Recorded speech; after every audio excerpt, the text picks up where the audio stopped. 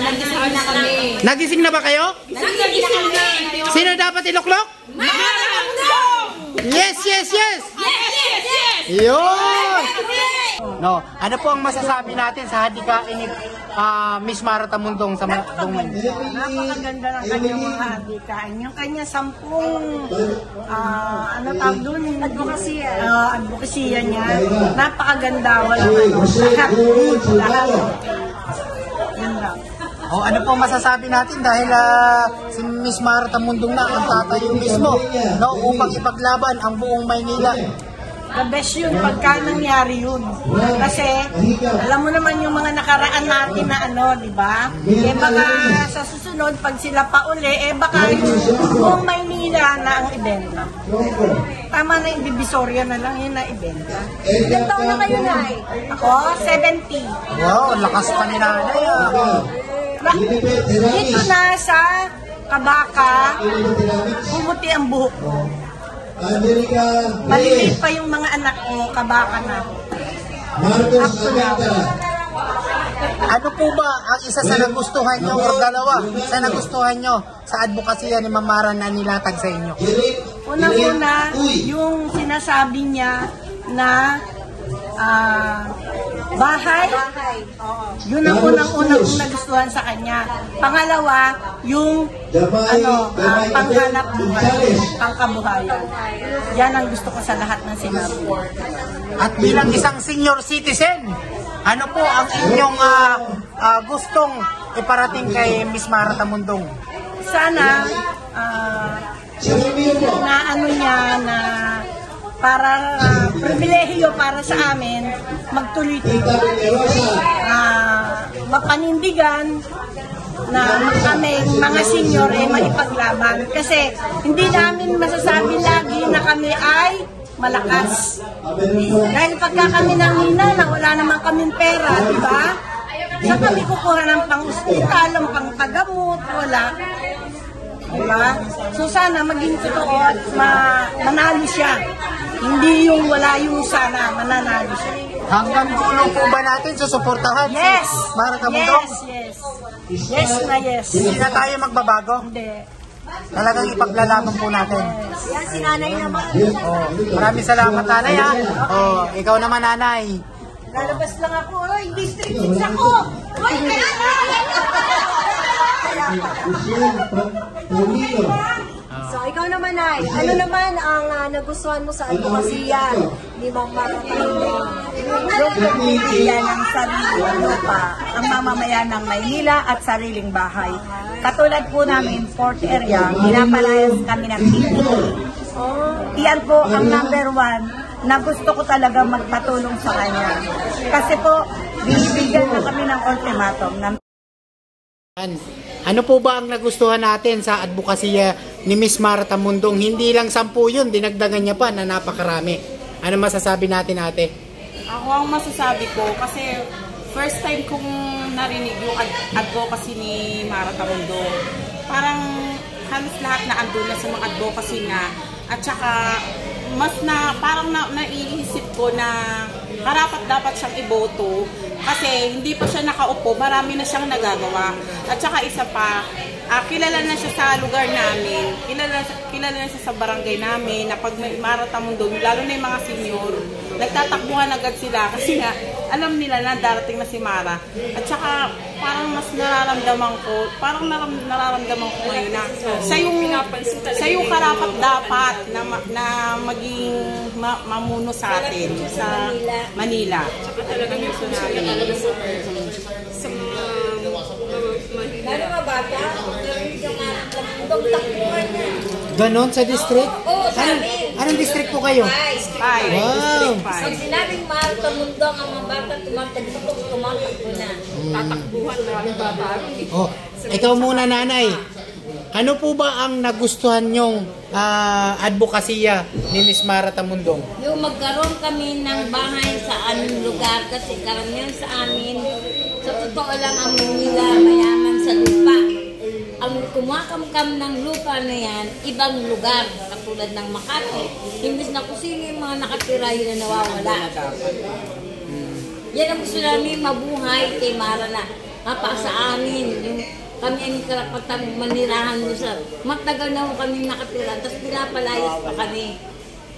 Iba ang umuupo, ay iba ang kumakamkam, kasi ang katwiran sila may pambayad kami, wala. Ano pa po ang nagustuhan nyo dahil napakarami ng sinabi? Marami talaga.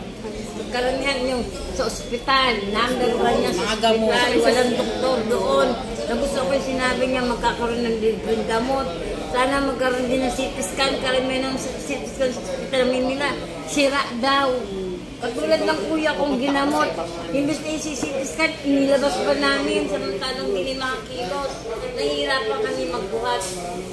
Namatay na lang ang kuya ko, hindi namin na-CT scan sa Manila. Dinala pa namin sa Santa Ana. Yan ang problema namin sa hospital. Ano pa po? Ano pa po? Mga tricycle driver, mga Yan, sa bayan. Kailangan meron mga sa vendors. Restriction talaga dapat ang tricycle hindi laging hinuhuli. Kung kailang meron dapat hinuhuli, paano na lang hindi kitain ng tao? Wala na. Kapag na, wala naman kami tricycle. Paano yung mga katutog ng kakilala? Nakakaawa, ilan ang anak, 10. Imbes na makakapagbiyahe, nagtatago pa kasi nagkadato meron mga COVID na yan. Paano po yan? Invite po kami sa Maganda yung hati-hati niya para sa mga katulad ng mga vendors. Magkaroon ng sariling pwesto, hindi na lipat-lipat lipat doon, tinatanggal. Tapos binibigyan pa ng ticket, diba? Hindi na nakabubuhay na lang nila, magkakaroon pa ng ticket dito. Oh, nanay, ikaw na, ay ate, ikaw naman, ano naman masasabi mo? Sa City Hall, yung kasi diba, pag hihingi ka ng tulong, bawa, kailangan mo ng gamot, lagi sila, walang stock, walang laman yung ano, tapos bibigyan ka naman ng 300 o 100, 200, papabalik-balikin ka pa. Bibigyan ng 300, isasobre pa yung 300. Tapos, Saka hindi lang sa araw, schedule pa. bali pa yung pamasahin mo. Pabalik-balik ka. Tapos 300 Sa halagang 100 o 200. Kay Mara, sana nakaupo. Linisin ng Onyx. Kawawa naman yung mga naglalakad doon. Wala nang madaanan. Alos ang mga nandun, mga truck ng mga junk shop. Namumukad ka sa amin ng junk shop. Kami mga street sweeper, nahihirapan. Sa madaling araw maglilinis. Ang daming mga basura katulad ng styrofoam. Mga upuan na lumang-luma na doon ang tinatapon. Mga balisisyon. Walang naglilinis. Walang kumukuha ng DPS. Kami naglilinis doon. Kami nagsasakripisyo. Wala kami basurahan. Tsaka po yung ano, yung parang gusto din po namin ipalagay kay Ma'am Mara Tamundo. Kasi nabanggit niya po na gusto niya pong tulungan yung mga senior. Ako po kasi, kaming dalawa po solo parent. Inaano nun po namin kung may ano rin po ba Sa solo parents, meron yan. Magkakaroon yan. Kasi alam ko po, pag may senior, may solo parent. Kaya, yun po yung ano namin. Siya lang mismo ang tangi na nakapagsabi na magkakaroon kayong lamesa mismo sa City Hall. Lahat ng programa na hinanaing nyo ay Yes, correct. Siya lang yung natatanging tumakbo na ano na nagsalita na talagang paglalaban niya yung manilmatagal. Palitan na niya si Hanla muna. Zumba! Dahil si Hanla muna. Magaling na yung doktor, wala naman pala. Hindi ko nga alam kung anong Hali lang po yung doktor, wala namang ospital. yung mga ganun lang pag ganyan. Health center namin, ibalik. Wala kami health center. Isa pa yun, ang Punta sa health health diba? center, babalik niya. kami ngayon, online pa. Ang hirap eh, diba? Ibabalik na ni Ma'am Mara yung health center sa buong bawat barangay. Kasi may ayan. Ayan, nagising na kami. Nagising na ba kayo? Nagising na kami. Sino dapat iluklok? Yes, yes, yes! Yun! Yun! Kung nagustuhan ko po sa kanya, yung magkaroon ng sarili lupa, ang taga Maynila po, at po magkaroon ng sariling bahay para po hindi kami pinapalayas ng mga squatter lamang katulad po ng Philippine Port area na binibigyan lang po kami ng ultimatum kung hanggang kailan po. Yan po ang number 1, kaya kailangan po siya ang maupo talaga sa City Hall para may malapitan na po. Ay, bakit po dati? Lumapit na po kayo sa City Hall? Hindi po, may abogado po kaming sarili na lumalaban. Pero ngayon po, parang hindi na po maganda. Kaya kailangan po namin. Ano naman po yung advokasya na nagustuhan nyo sa 10 sinabi? Hindi lang 10 yun. Parang 13 na yun. Lahat po yun, nagustuhan po namin. Wala pong hindi maganda sa sinabi niya. Lahat po yun, pasok po yun sa Maynila po. Kasi po, ang dati pong mga nakaupo, halos hindi po kami pinapansin. Lalo na kami mga senior, pinipili po ang binibigyan ng social pension po. Pinipili po. Katulad po, hindi po ako nakakatanggap ng social. 64 po. Yung quarterly lang po ang natatanggap po na 2,000. Yun lang po. At yung mga gamot po, dahil sa ngayon po, bago po mabigyan ng gamot ang mga senior, kailangan mag-online. Paano po yung mga walang cellphone? Paano po yung hindi marunong mag-online? Hindi po ba? Iba ang ginagawa nila ngayon. Sobra po. Parang wala lang, gano'n lang. Si Ma'am Marang po, nakita po lahat yung ipinasa niyang batas. Pasok na pasok po lahat yun. At alam kong gagawin niya yun. Talagang hanggang dulo po ang suporta ninyo, hindi kayo magbabago? Opo.